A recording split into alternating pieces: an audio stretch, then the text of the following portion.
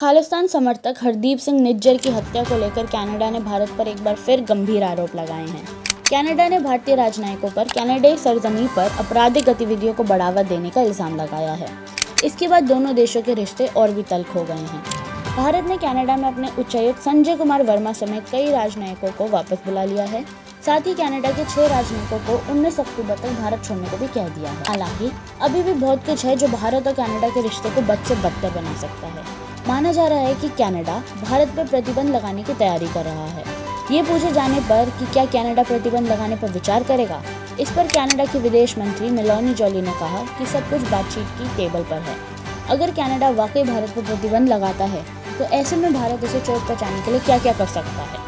भारत चाहे तो कनाडा के वित्तीय संस्थानों और पेंशन फंड को भारत में निवेश करने पर रोक लगा सकता है।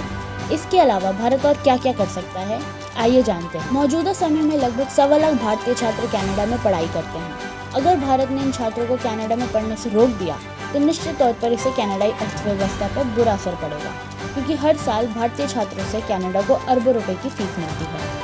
भारत खालिस्तानी समर्थकों के प्रति सहानुभूति रखने वाले भारतीय मूल के नागरिकों के ओवरसीज सिटीजन ऑफ इंडिया यानी OCI कार्ड को रद्द कर सकता है।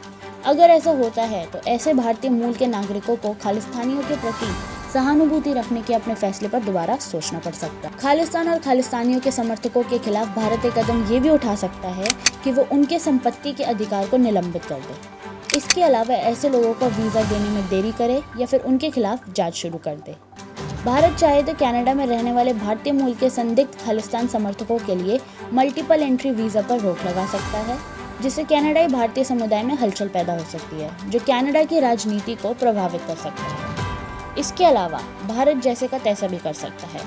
कनाडा व्यापारिक प्रतिबंध लगाने पर विचार कर रहा है, भारत भी ऐसा कर सकता है, और अगर ऐसा होता है तो इससे कनाडा को ही ज़्यादा नुकसान उठाना पड़ेगा। वो इसलिए क्योंकि कनाडा भारत का टॉप 10 ट्रेडिंग पार्टनर है। कनाडा की अर्थव्यवस्था भारत पर ज़्यादा निर्भर करती है। तो चलिए अब जानते हैं आखिर क्या वजह थी कि भारत और कनाडा के रिश्ते बिगड़े। तो पूरा मामला खालिस्तान समर्थक हरदीप सिंह निज्जर की हत्या से जुड़ा है। निज्जर को भारत ने आतंकवादी घोषित कर रखा है, जबकि वो कनाडा का नागरिक था। पिछले साल 18 जून को ब्रिटिश कोलंबिया के सरे में गुरुद्वारे के पास गोली मारकर उसकी हत्या कर दी थी। पिछले साल 18 सितंबर को कनाडाई PM जस्टिन ट्रूडो ने निज्जर की हत्या में भारतीय एजेंटों के शामिल होने का आरोप लगाया। हालांकि भारत ने हमेशा से ही कनाडा के इन बेतुके और बेबुनियाद बातों को खारिज किया था। सोमवार को जब कनाडाई पुलिस ने भारतीय राजनयिकों को और काउंसलर अधिकारी को सीधे तौर पर या एजेंटों के जरिए जानकारी जुटाने के लिए अपने पद का फायदा उठाते देखा, इसका मतलब हुआ कि कनाडा ने सीधे सीधे भारतीय राजनयिकों को कटघरे में खड़ा कर दिया है। बाद में ट्रूडो ने भी प्रेस कॉन्फ्रेंस में इन्हीं आरोपों को दोहराया। हालांकि भारतीय विदेश मंत्रालय ने इसे खारिज किया और साफ कहा कि ट्रूडो ऐसा वोट बैंक की राजनीति के लिए कर रहे हैं। कनाडा के इन आरोपों के बाद भारत ने अपने उच्चायुक्त संजय कुमार वर्मा को भी वापस बुला लिया। भारत ने साफ कहा है कि अब उन्हें कनाडा की मौजूदा सरकार पर भरोसा नहीं है।